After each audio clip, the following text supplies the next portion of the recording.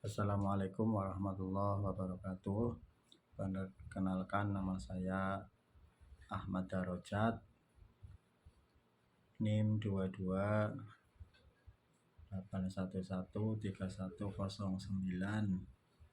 Saya berasal dari daerah Banyumas, Jawa Tengah. Saya mengajar di MTS Darussalam di wilayah Cilongok.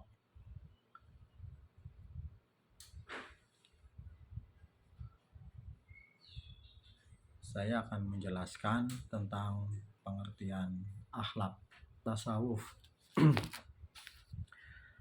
Pengertian akhlak dan tasawuf itu bisa diambil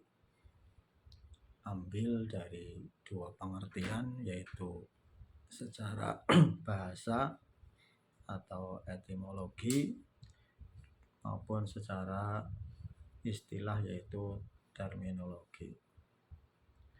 Akhlak secara bahasa yaitu berasal dari bahasa Arab yang merupakan bentuk dari kata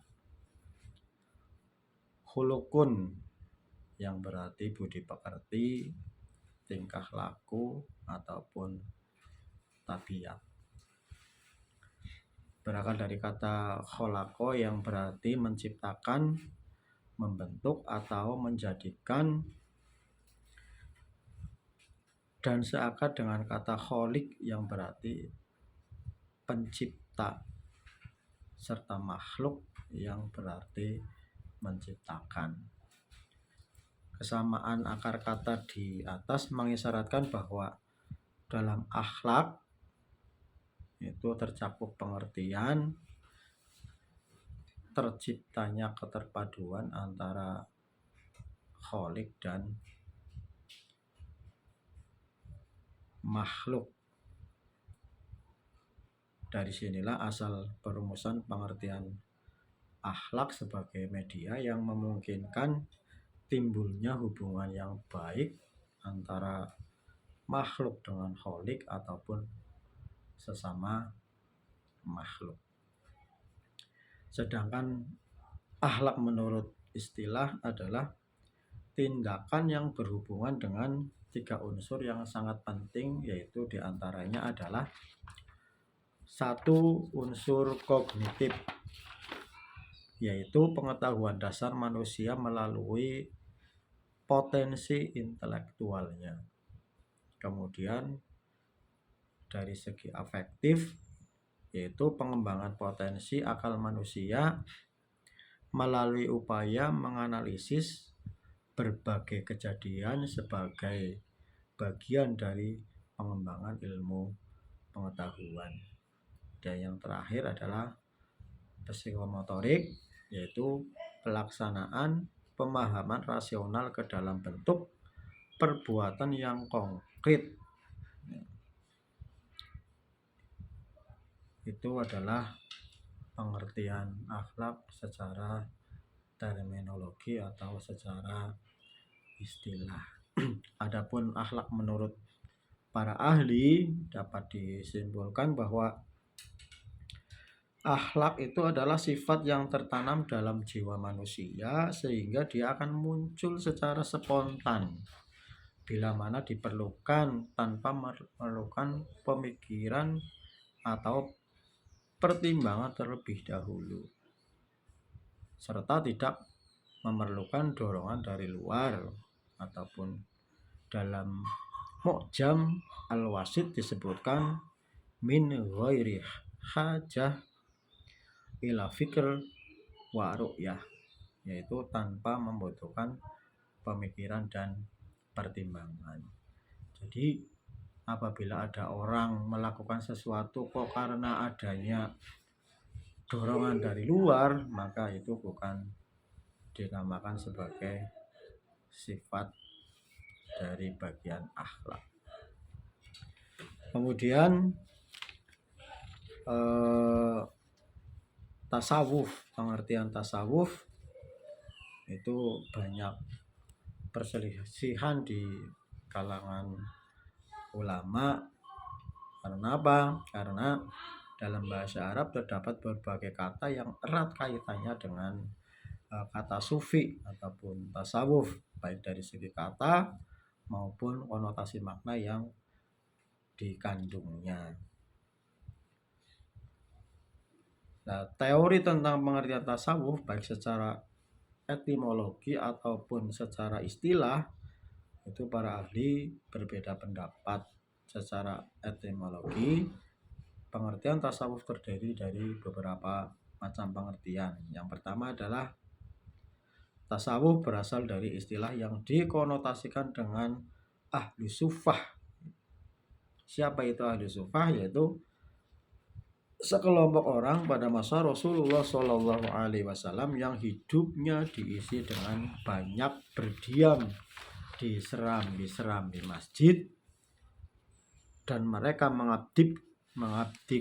mengabdikan hidupnya untuk beribadah kepada Allah Subhanahu wa Ta'ala. Kemudian pengertian kedua adalah tasawuf berasal dari kata sofa. Kata sofa ini berbentuk fa'il mabhul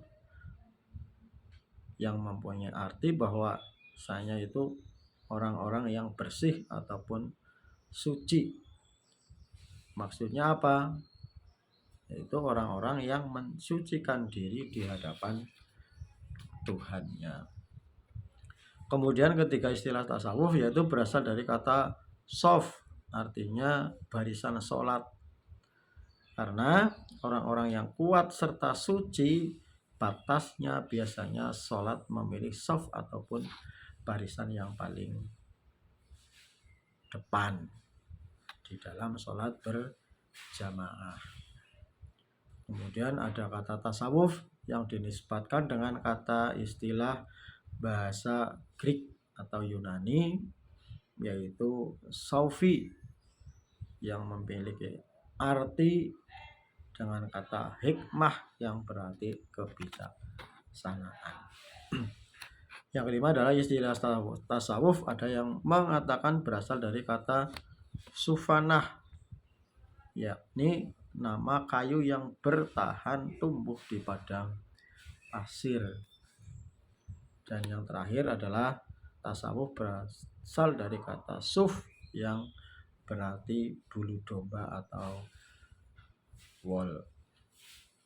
Itu adalah pengertian-pengertian tasawuf dilihat dari segi bahasa. Kemudian selanjutnya adalah pengertian tasawuf dilihat ataupun menurut pendapat para ahli. Itu juga tergantung kepada sudut pandang yang digunakan oleh masing-masing. Nah, selama ini ada 3 sudut pandang yang digunakan oleh para ahli untuk mendefinisikan tentang tasawuf, yaitu sudut pandang manusia sebagai makhluk terbatas, manusia sebagai makhluk yang harus berjuang, dan manusia sebagai makhluk yang bertuhan. Jika dilihat dari sudut pandang manusia sebagai makhluk yang terbatas, maka tasawuf dapat didefinisikan sebagai upaya mensucikan diri dengan cara menjauhkan pengaruh kehidupan dunia dan memusatkan perhatiannya hanya kepada Allah Subhanahu wa Ta'ala.